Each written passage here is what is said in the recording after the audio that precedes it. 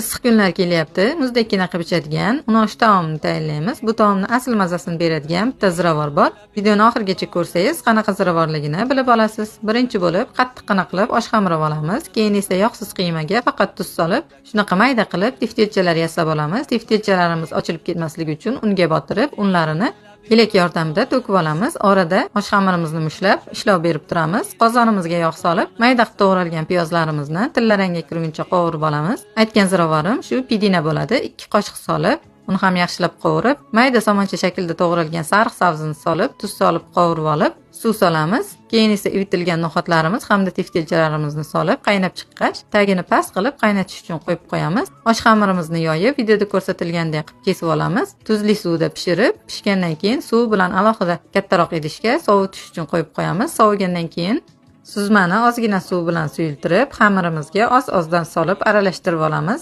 Birdaniga hammasini sovurmaslik kerak, chunki sho'rroq bo'lib qolishi mumkin. Videoda ko'rsatilgandek qilib suzib olamiz. Pidina ziravori tog'da o'sadigan o'simlikdan olinadi. Bozordan ziravorchilardan so'rab topishingiz mumkin. Retsept yoqqan bo'lsa, like bosib, videoni yaqinlarga jo'natib qo'ying.